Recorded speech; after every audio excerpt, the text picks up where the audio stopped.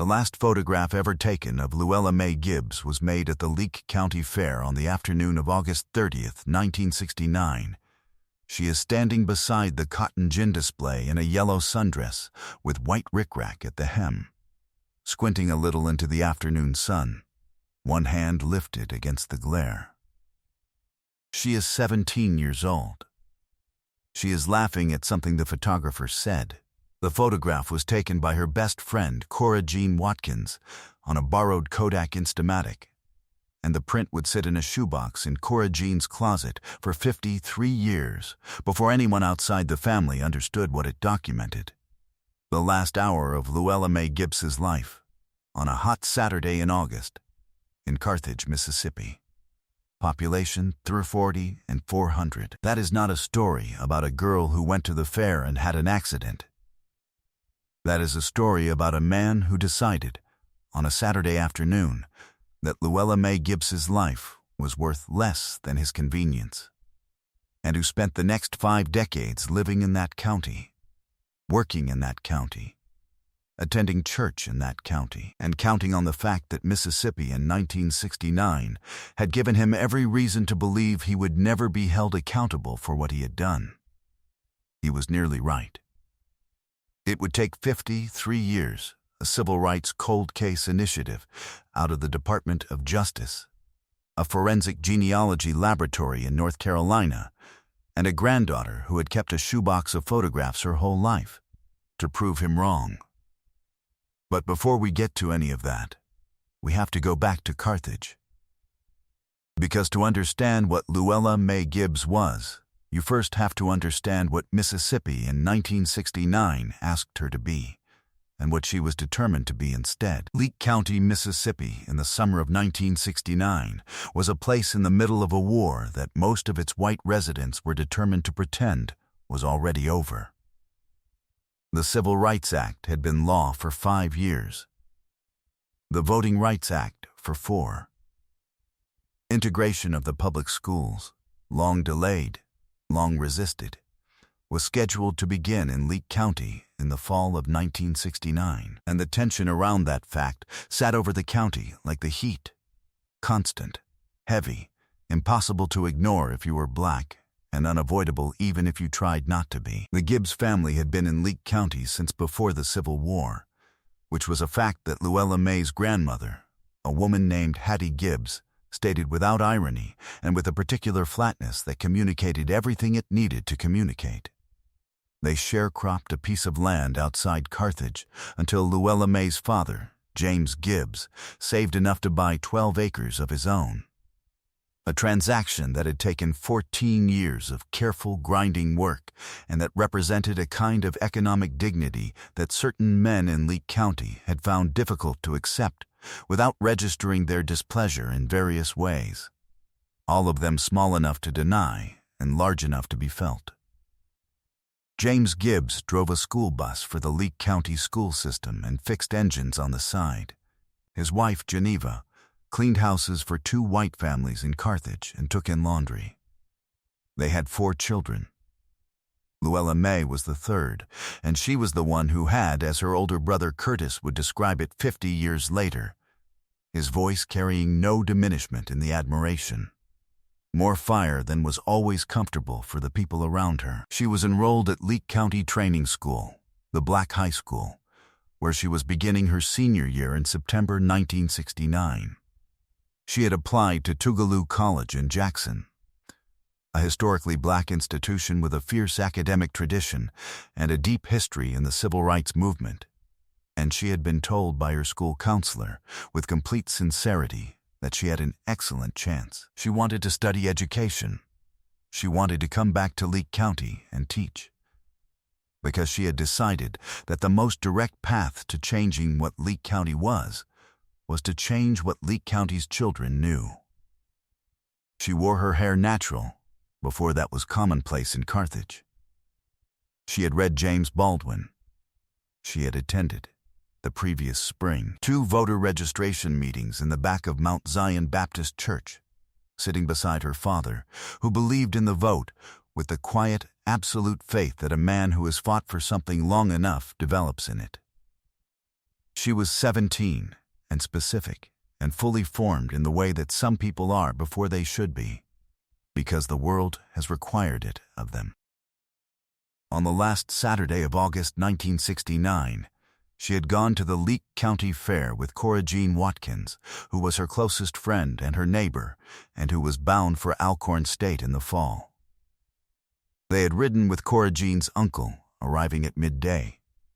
They had split a bag of boiled peanuts and looked at the livestock and argued pleasantly about something that Cora Jean, 50, 3 years later, could no longer remember. At some point in the late afternoon, Luella May told Cora Jean she was going to find a phone to call her mother and let her know when they'd be home. She walked toward the fairground office on the east side of the grounds.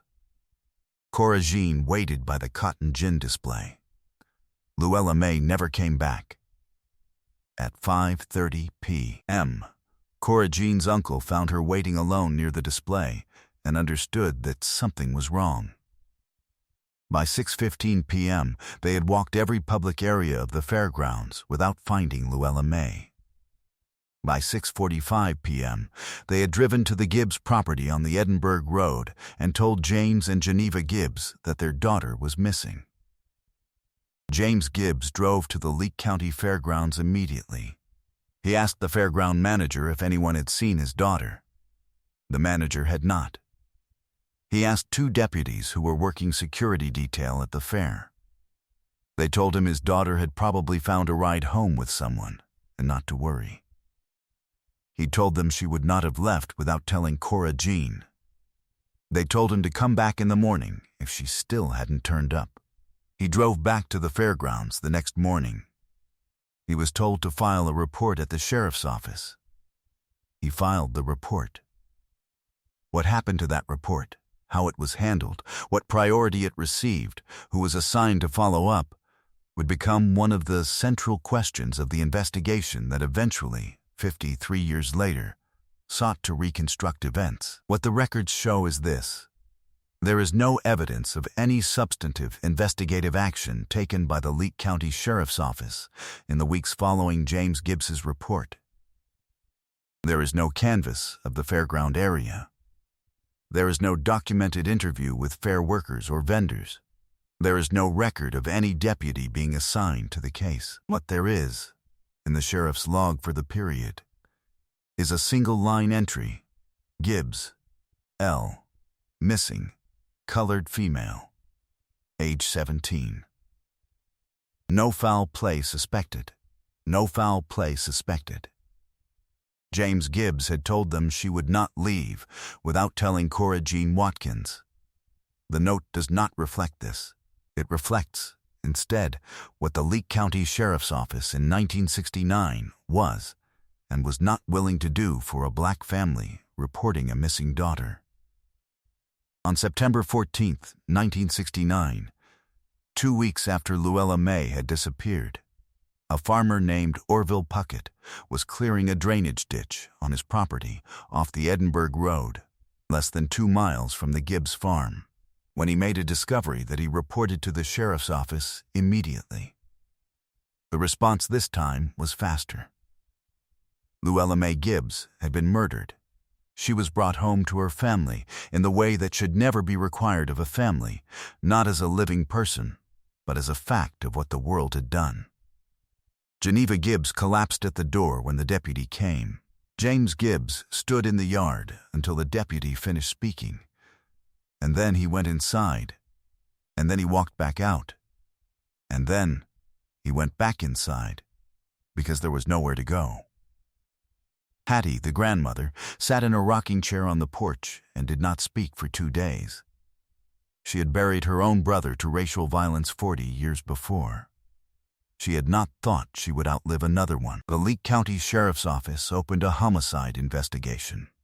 What that meant in Leake County, Mississippi, in September of 1969 was very different from what it would mean anywhere else. The investigation was led nominally by a deputy named Harlan Bates, a man who had been with the Leake County Sheriff's Office for 11 years, and who was, by any measure available from the documentary record, not a man inclined to pursue justice for a black victim with the full weight of the law. What is documented in the case file, the original file, which was obtained by the Department of Justice in 2021 as part of a cold case review, shows a pattern of investigative action that seems designed to reach a predetermined conclusion: that the death of Luella Mae Gibbs, while unfortunate, was either the result of an unknown transient or the consequence of something the victim had brought on herself. Neither conclusion required any named local suspect. One man, however, did not fit that narrative. His name came to the investigation through a source that was never officially documented: a black farm worker who had been at the fair on August 30th and who told James Gibbs, privately, that he had seen Luella Mae near the fairground office at approximately 4:45 p.m., arguing with a white man in a green pickup truck. The farm worker described the man. He described the truck. He said he had not gone to the sheriff because he knew what happened to black men in Leake County who made accusations against white men, and James Gibbs, who understood this in the bone-deep way that only experience teaches, did not press him. James Gibbs brought the description to Harlan Bates. Bates logged it as an unverified tip from an unknown source. The name that the description matched, a name that James Gibbs researched on his own, a name that connected to a green pickup truck registered in Leake County, does not appear anywhere in the official case file. It had been removed, or never entered, or both. The case was never formally closed. It simply stopped. By 1970, there were no active leads, no assigned deputies, no documented follow-up. The family had no case number they could track, no investigator they could call, no institutional presence that acknowledged Luella Mae as a victim whose murder required resolution. They had only each other, and the knowledge that her name was written in the Leake County record as a single line in a sheriff's log, and that the county had decided that was sufficient. James Gibbs died in 1984, not knowing. Geneva Gibbs died in 1997, not knowing. Cora Jean Watkins moved to Memphis and became a teacher, which was, she would say, what Luella Mae had been going to do, and carried the photograph in her wallet for 30 years before she moved it to the shoebox, because looking at it every day was something she could no longer do without cost. Curtis Gibbs, Luella Mae's older brother, was a retired postal worker living in Jackson when the Department of Justice Cold Case Initiative reached out to him in 2021. He was 76 years old. He sat at his kitchen table when the investigator called and listened to everything the investigator said, and then he was quiet for a long moment, and then he said, "My father tried to tell them. He told them 52 years ago." Every case on this channel takes weeks of research, sometimes months. Cases like this one, where the original investigation was deliberately inadequate, require even more. If this kind of work matters to you, take a moment to like and subscribe, and tell us in the comments where in the world you're watching from. What you're doing right now, watching, staying, paying attention, is how these stories get told. Now let's get back to Luella Mae. The Department of Justice Initiative, launched in 2020 under the Emmett Till Unsolved Civil Rights Crime Act, was tasked specifically with reviewing cases where racial bias in the original investigation may have prevented justice. The Gibbs case was flagged in the second year of the review. A DOJ investigator named Carla Simmons was assigned to it in the spring of 2021. She flew to Mississippi and sat with Curtis Gibbs for 3 hours. She obtained the original case file and spent 6 weeks analyzing its gaps. She drove the Edinburgh Road. She stood at the spot where Luella Mae had been found. Then she went back to Washington and began building a request to submit the biological evidence. preserved at the Mississippi Crime Lab since 1969 through the diligence of a single technician who had refused to let it be destroyed for forensic genealogy analysis. The analysis took 7 months. In March 2023, it returned a name. Simmons was at her desk on a Monday morning when the forensic genealogy report came through. The laboratory, based in Durham, North Carolina, had uploaded the crime scene DNA profile to public ancestry databases, the same platforms where millions of ordinary people trace their family history, and mapped the network of partial genetic matches backward through family trees until they converged on a single male individual of the right age and geographic location. The process had eliminated hundreds of candidates. It had narrowed to one. His name was Robert Earl Calhoun. He was 78 years old. He had lived in Leake County, Mississippi, his entire life. He had worked for 30 years as a county road supervisor and had retired with a commendation from the County Board of Supervisors. He attended the same First Baptist Church in Carthage, where he had been a deacon for over 2 decades. He had a green pickup truck in 1969. His family had owned that model since 1967. The description the farm worker had given to James Gibbs in September 1969. The description that James Gibbs had taken to Harlan Bates. The description that had been logged as an unverified tip and then never pursued, matched Robert Earl Calhoun. Simmons requested a subpoena for a DNA sample. It was obtained from a cup Calhoun had used at a county records office where he had gone to handle a property matter. The sample matched the crime scene profile from 1969. The statistical certainty was, in the language of the forensic report, absolute. She called Curtis Gibbs on a Tuesday evening. She told him they had a name. She told him it matched the description his father had given to the sheriff 52 years ago. Curtis Gibbs sat in his kitchen in Jackson and was quiet for a very long time. Then he said, "My father knew." He told them, and they didn't write it down. She said, "I know. I'm sorry." He said, "Don't be sorry. Just finish it." What the full picture on Robert Earl Calhoun revealed was both specific and unremarkable in the way that such revelations tend to be.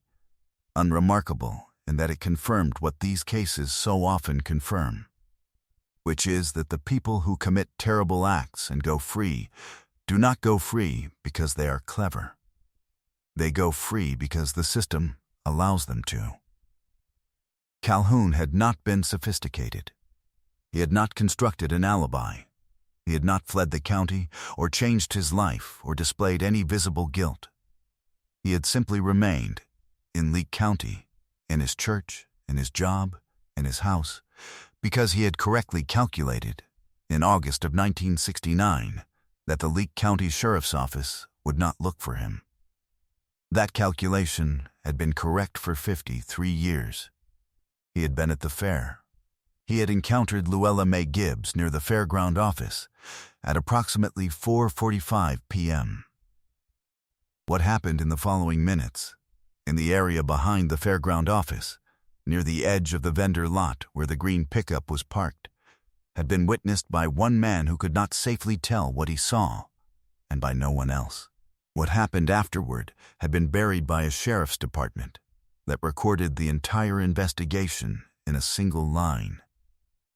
When investigators from the DOJ and the Mississippi Bureau of Investigation arrived at Calhoun's home in Carthage on the morning of June 6, 2023, he was sitting on his front porch in a wooden chair with a cup of coffee. He was 78 years old, heavyset now, with white hair and the particular stillness of a man who is not expected to be surprised for a long time. He looked at the vehicles in his driveway. He looked at the badges. He looked at the warrant. He said nothing. He was placed under arrest on the porch of the house he had lived in for 40 years, in the town where he had been born, on a Tuesday morning in June in Mississippi. 54 years, 9 months. And 7 days after Luella May Gibbs had walked toward the fairground office to use the phone and tell her mother when she'd be home. The reaction in Carthage moved in 2 directions simultaneously. In the white community that had known Calhoun as a deacon and a road supervisor, there was shock. The kind that comes not entirely as a surprise, Simmons would observe later, in communities where the original crime had been an open secret kept by silence rather than by genuine ignorance. In the black community of Leake County, the reaction was different, more complex, more weighted, carrying 53 years of a different kind of knowledge. Several older residents said privately that the name, when they heard it, was not a surprise. That there had always been a name. That the name had circulated, quietly, for decades in certain conversations, in certain kitchens. In the particular oral history that marginalized communities maintain about the violence done to them when the official record refuses to keep it. Curtis Gibbs was in the courtroom for every day of the trial. He sat in the front row. He was the last surviving member of Luella May's immediate family. He had outlasted every person who had loved her, and now he was here to stand for all of them. Robert Earl Calhoun was convicted of first-degree murder. He was sentenced to life in prison. He was 78 years old. He made no statement. Curtis Gibbs read a statement into the record. He spoke about his father driving to the fairgrounds the morning after Luella May disappeared. He spoke about his father going to the sheriff's office with a description and a name, and being logged as an unverified tip. He spoke about his mother, who had cleaned houses for white families in Carthage for 20 years and who had never received any explanation for what had been done to her daughter by someone those families might have known. He said that justice at this distance did not feel like justice felt in the movies, that it felt more like truth than justice. The smaller, harder thing. That truth was what he had come for. That truth was what his father had come for in 1969, and that he was glad, at last, that it had been written down. Cora Jean Watkins, 81 years old and living in retirement in Memphis, watched the verdict on the television in her living room. She had the photograph out, the one from the Leake County Fair. Luella May in the yellow dress with the white rickrack hem, one hand lifted against the glare, laughing at something Cora Jean had said. She held it while the verdict was read. She did not look away from the television. When the word guilty was spoken, she looked down at the photograph, and then she said her friend's name, once, out loud. The way you say a name when you are finally returning something that has been kept from someone for too long. The Emmett Till Unsolved Civil Rights Crime Act was signed into law in 2008. It exists because Congress recognized what Curtis Gibbs and Cora Jean Watkins and James and Geneva Gibbs had known since 1969, that there is a category of American murder in which the failure of justice was not incidental but structural, not accidental but deliberate. Cases where the system did not fail, but functioned exactly as it was designed to function in that time and place. Cases where the victim's name in the official record is a single line, and the single line was always the intended outcome. Luella May Gibbs was 17 years old. She had read James Baldwin. She was going to Tougaloo College to study education. She was going to come back to Leake County and teach its children, because she had decided that was the most direct path to changing what the county was. She wore her hair natural before it was comfortable for the county to see. She had sat beside her father at 2 voter registration meetings in the back of Mount Zion Baptist Church, and she had believed, with the particular faith of someone who had chosen to act on what they believed, that the county could be made to reckon with itself. Robert Earl Calhoun did not want that reckoning to happen. He did not want Luella May Gibbs to become the teacher she was going to become. Whether that had anything to do with what he did, whether there was any ideology in it, any calculation beyond the immediate, is something the evidence does not fully answer. What the evidence answers is only what he did, and what the county did afterward, and what a farm worker knew and could not safely say, and what a single line in a sheriff's log was designed to accomplish. What do you think it means that the description matching Robert Earl Calhoun was given to the sheriff in 1969 and deliberately excluded from the official record?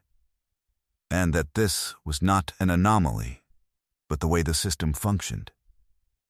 Is a life sentence handed to a 78-year-old man in 2023 justice? Or is it something more complicated than that? And what do we call the thing it actually is? And what does it say about how these cases get solved, that it required a federal law, a DOJ initiative, a genealogy laboratory, and 53 years, when the answer was in the county the whole time? Luella Mae Gibbs waited 53 years. Stories like hers exist at the intersection of a true crime and a history that is still being written, and they matter precisely because that history is easier to look away from than to face.